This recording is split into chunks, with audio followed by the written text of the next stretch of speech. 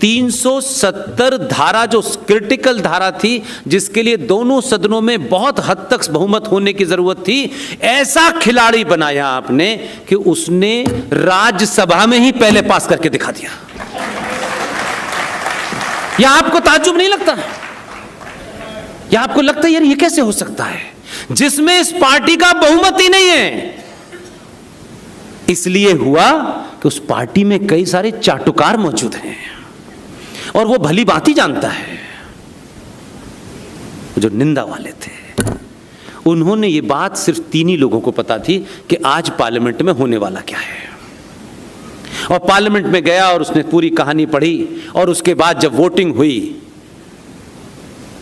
तो स्पीकर ने कहा राज्यसभा के पास, तो वो जो आलू की फैक्ट्री से सोना बना रहे थे, उन्होंने पीछे मुड़ के देखा लेबर कहां गई, तो उनकी लेबर गायब थी। उसे 24 घंटे तक पता नहीं कि लेबर आज काम पे आई क्यों नहीं, जब सबसे ज्यादा जरूरी काम था। तब पता चला कि दूसरे वाले ने फूल प्रूफ काम करता है। वो संसद की जितनी मर्यादाएं हैं, जितने नियम कानून हैं, उसको ध्यान में, इसलिए मैंने कहा कि खेल इसी संसद में हो सकता है, खेल खेलना आना चाहिए। इसलिए ये रोना तो बहुत साल से चला, अरे साहब हमारे पास दोनों सदनों में बहुमत नहीं होगा तो ये नहीं होगा। करने की नियत होनी चाहिए, और जब नियत होती है तो संसदीय परंपराओं के अनुसार हमारे देश में समय समय पर हमारे यहां से बहुत लोग विदेश जाते रहते हैं। कभी जाते हैं इजराइल के, वहां ड्रिप खेती कैसे होती है देखने जाते हैं, क्योंकि उसके बाद उन्हें अपने घर में करनी होती है। कई बार चिदंबरम साहब भी गए थे, उनकी खेती की आय पता है। वो ऐसे देश के पहले किसान हैं कि जब उनके बारे में ढूंढा गया कि इनकी खेती की आय जो दिखाई गई है वो टैक्स फ्री होती है, वो इतने करोड़ों में है, तो लोगों ने कहा खेती कर कहां रहे थे? तो गमलों में गोभी उगा करके कई हजार करोड़ का उन्होंने गोभी उगा दिया है। ऐसे दौर में इन्होंने भी कहा कि हम भी चाहते हैं कि कुछ लोग बाहर जाएं और देख के आएं। 3 महीने पहले, 2 महीने पहले उसने कहा कि देश में जो नए नवेले से आए हैं एमपी जीत करके, जिन पे बेचारों पे अभी बेरोजगारी की वजह से कोई काम नहीं है, उनसे कहा कि आप ऐसा करें कि ऐसी जो हमारे यहाँ डेलीगेशन जाते हैं बाहर स्टडी करने के लिए, जिंदगी में पहले पढ़े नहीं, अब स्टडी करने जाएंगे। पढ़ लेते तो फिर बात ही क्या थी।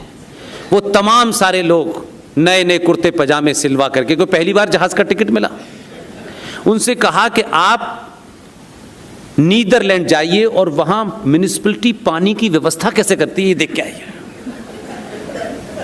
और सबने नए नए कपड़े उपड़े सिलवा लिए। 2 महीने पहले उनका जो प्रोग्राम था वो तय किया गया, और उनसे कहा कि फला फला डेट में वो जाना है। डेलीगेशन जाती रहते हैं, कोई उसमें नई बात नहीं। उसमें से किसी एक ने पूछा भी कि इसमें, इस डेलीगेशन में हर पार्टी के लोग हैं लेकिन बीजेपी के नहीं है। तो जो लोग कर रहे थे, क्योंकि मैं उसमें मेरे बहुत सारे मित्र हैं, उन्होंने कहा मोदी जी ने कहा है सबका साथ सबका विश्वास, और नीदरलैंड भेजा। वो नीदरलैंड में पानी की टंकी, नली कैसे खुलेगी कैसे नहीं खुलेगी, वो वहां अध्ययन कर रहे थे। आपके आदमी की शातिरपना देखिए, जो पॉजिटिव है, जो अच्छी बात है। राजसत्ताएं ऐसे ही चलती हैं, हाथ जोड़ के नहीं चलती है। नीदरलैंड में वो पानी की व्यवस्था 40 एमपी गए देखने, और ये इतना समझदार आदमी है, उसने कहा मान लो कोई इसको खेल को बिगाड़ भी दे, तो सरकार ने जिस दिन 370 लाना था उस दिन नीदरलैंड से लौटने की फ्लाइट ही नहीं थी, इसलिए वो लेबर चली गई। तो संविधान का उल्लंघन नहीं किया, संसदीय मर्यादाओं का कोई गड़बड़ नहीं किया, और लोग घंटों सोचते रहे कि ये पास कैसे हो गया। और उसके बाद जब वो आए लौट के, तब तक तो चिड़िया खेत चुक चुकी थी।